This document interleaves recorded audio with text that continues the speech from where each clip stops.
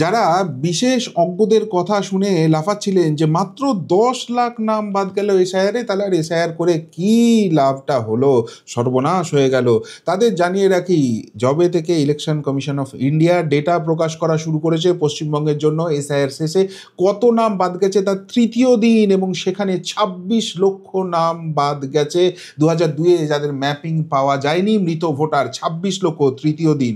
এবং আপনাদের জানিয়ে রাখি পশ্চিমবঙ্গের মোট ভোটার সংখ্যা 7,66,00,000, তার মধ্যে মাত্র 6 কোটি ডিজিটাইজ রয়েছে, এখনও 1.5 কোটির কাছাকাছি ডিজিটাইজড হওয়া বাকি আছে।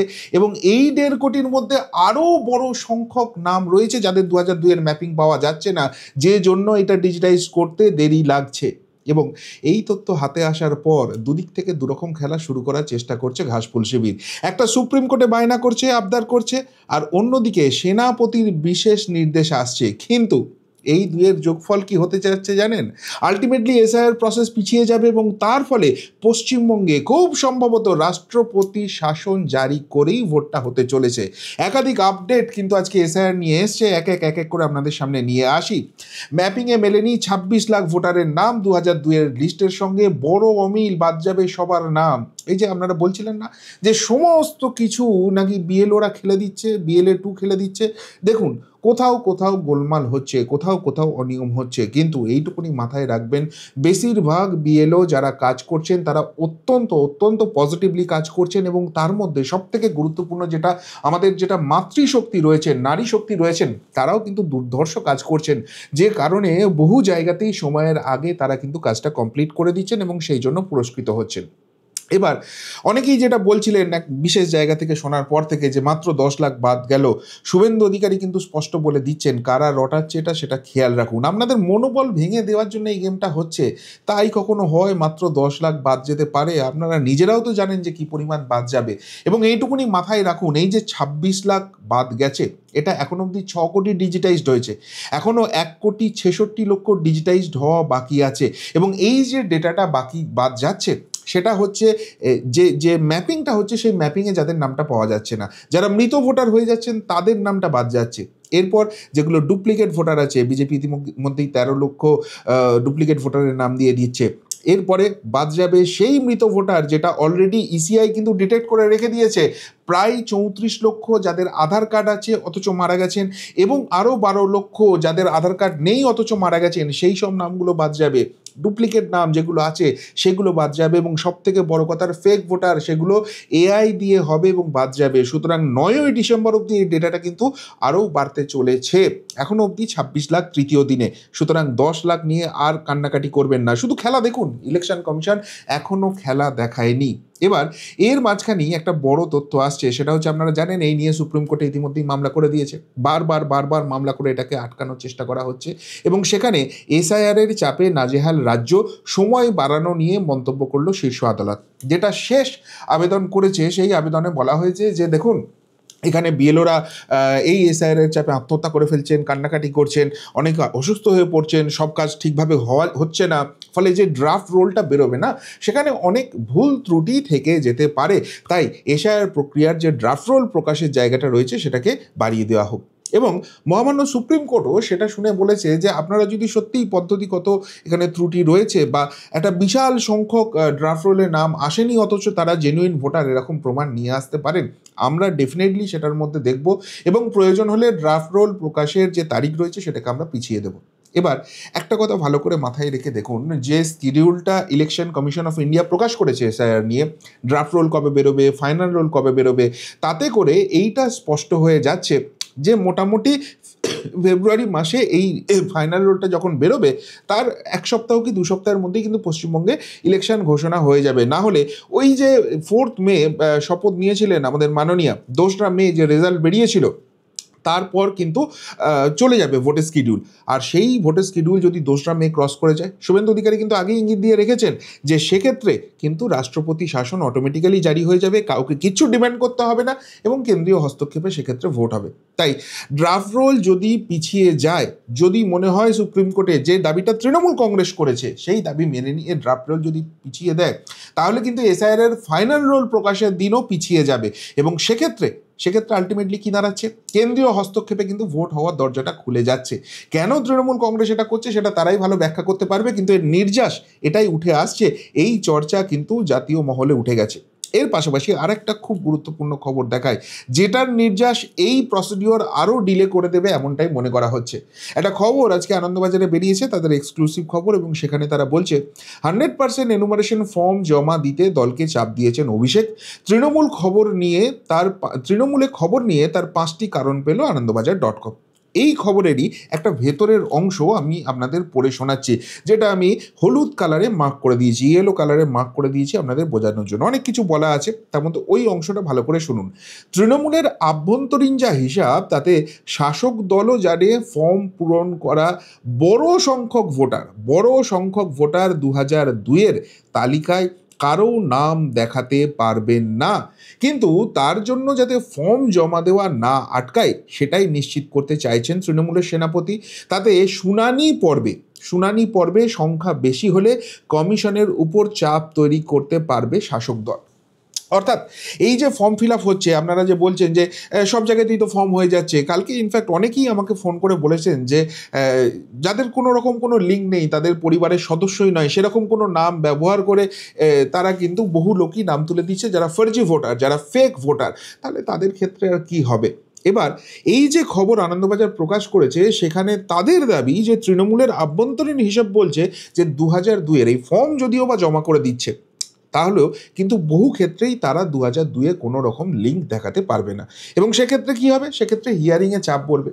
তাহলে এক্ষেত্রে আমার যেটা ব্যক্তিগত বিশ্লেষণ, তৃণমূল এটা ভাবছে যে হিয়ারিংয়ে যদি চাপ পড়ে সেখানে তড়িঘড়ি হবে, এবং সেখানে খুব ভালো করে এটা ভেরিফাই করার জায়গা থাকবে না, বা এত বিপুল সংখ্যক বাদ যাচ্ছে এটা নিয়ে আবার তারা সুপ্রিম কোর্টে চলে যাবে এবং সুপ্রিম হস্তক্ষেপ দাবি করবে যে এত ভোটারকে বাদ দিয়ে দেওয়া হচ্ছে, যারা ফর্ম ফিল আপ করেছে এরা তো ভারতীয়, এরা তো বৈধ ভোটার। এইসব করে এসআইআর প্রক্রিয়াটাকে চাপ দেওয়া হবে, ইলেকশন কমিশনকে চাপ দেওয়া হবে, এবং তাতে করে কিছু এরকম জল ভোট ঢুকে যাবে, যেটা না হলে বোধহয় তাদের এই ভোট বৈতরণী পার হওয়া সম্ভব নয়। কিন্তু আলটিমেটলি যেটা ইলেকশন কমিশন সূত্রে খবর আসছে সেটা কিন্তু মারাত্মক। তারা বলছে যে যেহেতু পশ্চিমবঙ্গে এত ফেক ভোটার রয়েছে, এত মৃত ভোটার রয়েছে, এবং এই অভিযোগ সমস্ত রাজনৈতিক দলের তরফ থেকে এসেছে, তাই এবারে 2026-এর যে নির্বাচনটা হবে সেটা স্বচ্ছ ভোটার তালিকার উপর করাটাই কিন্তু নির্বাচন কমিশনের চ্যালেঞ্জ, এবং সেই জন্য তারা টাইম লাইন নিয়ে ভাবছে না। যারা ভাবছেন যে করে হোক এই ভোটার তালিকা দিয়ে 2026টা পার করে নেব এবং তারপর আমাদের হাতে ক্ষমতা চলে এলে যা খুশি তাই করব, সেই জিনিসটা কিন্তু হচ্ছে না। এক্ষেত্রে ইলেকশন কমিশন যে স্ট্র্যাটেজি নিচ্ছে, যে যদি এক্ষেত্রে চাপ আসে তাহলে প্রয়োজন হলে অতিরিক্ত সময় নেওয়া হবে, স্বচ্ছ ভোটার তালিকা তৈরি করা হবে, এবং তারপর সেই স্বচ্ছ তালিকার ভিত্তিতেই পশ্চিমবঙ্গে নির্বাচন হবে। তাহলে কি হলো? 1 নম্বর হচ্ছে ড্রাফট রোল, যেটা সুপ্রিম কোর্টে আবেদন জানিয়েছে সেই টাইমলাইনটাই পিছিয়ে যেতে পারে, এবং তারপর যদি আবার হিয়ারিংয়ের ক্ষেত্রে আরও অতিরিক্ত সময় লাগে, তাহলে কিন্তু ওই যে মে মাসের টাইমলাইনটা রয়েছে যার মধ্যে নির্বাচন করে সরকার গঠন করতে হবে, সেই টাইমলাইন কিন্তু ফার্দার ডিলেড হতে পারে, এবং এই দুইয়ের যোগফল, এই দুইয়ের নির্যাস আলটিমেটলি কি দাঁড়াচ্ছে? কেন্দ্রীয় হস্তক্ষেপ, যেটা অটোমেটিক্যালি, যেটা সংবিধান স্বীকৃত, সেটাই হবে, এবং তার পরিপ্রেক্ষিতেই পশ্চিমবঙ্গে ভোট হবে। অর্থাৎ এই এসআইআর প্রক্রিয়া যত এগোচ্ছে, যারা ভাবছেন ইলেকশন কমিশন কি করছে, ওখানে সব সেটিং হয়ে গেছে, সব তো দাদা ভাই আর দিদি ভাইয়ের সেটিং, ওখানে সব নিজেদের লোক ঢুকিয়ে রেখে দিচ্ছে, তা কিন্তু নয়। আলটিমেটলি যেটা দাঁড়াচ্ছে, এই সব করে ঘাসফুল শিবির নিজেদের বিপদ নিজেরাই ডেকে আনছে। কেননা যদি এইখানে কেন্দ্রীয় হস্তক্ষেপ করে ভোট হয়, যদি রাষ্ট্রপতি শাসন করে ভোট হয়, এবং সেক্ষেত্রে পুরো অ্যাডমিনিস্ট্রেশন, পুরো পুলিশ পাওয়ার যদি সেন্ট্রালের হাতে চলে আসে, এবং সেটা বাই ডিফল্ট সংবিধানের নিয়ম অনুযায়ী চলে আসে, তাহলে ভোটটা কিভাবে হবে? যে উন্নয়ন বাহিনী দিয়ে ভোট করানো হয় সেই উন্নয়ন বাহিনী দিয়ে ভোট করানো যাবে, এবং সেক্ষেত্রে এখানে যে অ্যাডমিনিস্ট্রেটিভ ডিসিশন নিতে হবে, এখানে কে কাকে কি কন্ট্রোল করবে, সেটা সবটা সেন্ট্রাল দেখবে। সেক্ষেত্রে ভোটিংটা কিভাবে হবে? এতটাও সহজ হবে যে আমরা দেখি সিসিটিভি ক্যামেরা উল্টো দিকে ঘুরিয়ে দিয়েছে, সেখানে বিভিন্ন রকম ভোটের যে টেকনিক আপনারা জানেন, উন্নয়নের ভোট যেভাবে হয়, সেটাকে ইমপ্লিমেন্ট করা সম্ভব হবে? আর এইসবের মাঝখানে আজকে আরেকটা বড় মারাত্মক তথ্য ইলেকশন কমিশনের হাতে চলে এসছে, যে জায়গা থেকে অনেকেই যেটা ভাবছিলেন যে আলটিমেটলি এইসব বলে যে এসআইআর প্রসেসটাকেই স্তব্ধ করে দেওয়া হবে, সেই জায়গাটা হবে না। এসআইআর প্রসেস করতেই হবে, সেই জায়গাটার অস্ত্র কিন্তু চলে এসছে। করি ফিরলেই মিলছে মৃত ভোটারের এনুমারেশন ফর্ম, লিস্টে নাম তুলতে গিয়ে ডানকুনিতে ধৃত বাংলাদেশি। কে প্রকাশ করছে? সংবাদ প্রতিদিন। কারা সংবাদ প্রতিদিন, কারা এর সঙ্গে জড়িত আছে আমি ব্যাখ্যায় যাচ্ছি না, আপনারা বুদ্ধিমান লোক, আপনারা নিজেরাই বুঝে যাচ্ছেন।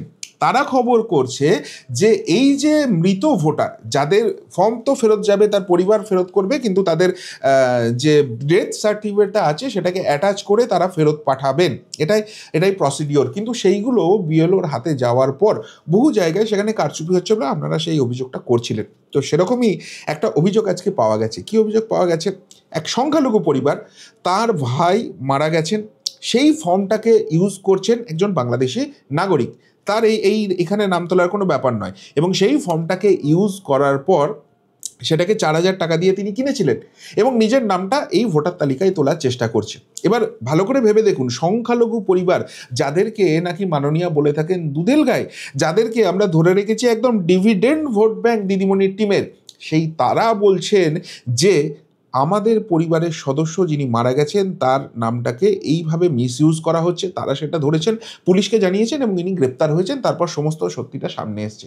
অর্থাৎ সংখ্যালঘু ভারতীয়, মুসলিম ভারতীয় যাদেরকে ভয় দেখানো হচ্ছিল যে এই এসআইআর প্রক্রিয়াটা করা হচ্ছে আসলে এনআরসি করার জন্য, এবং সেই এনআরসি প্রক্রিয়াটা করা হচ্ছে এইখানে বসবাসকারী যত মুসলিম আছে তাদেরকে বাংলাদেশ পাকিস্তানে পাঠিয়ে দেওয়ার জন্য, তা কিন্তু নয়। এই এসআইআর প্রক্রিয়া অলমোস্ট ফার্স্ট রাউন্ড যেটা কমপ্লিট হয়ে গেছে, যেখানে ফর্ম ডিস্ট্রিবিউশন এবং ফর্ম কালেকশন, অনলাইনে ফর্ম ফিল আপ, সেই প্রসেসটা চলছে এবং ডিজিটাইজড পদ্ধতি চলছে।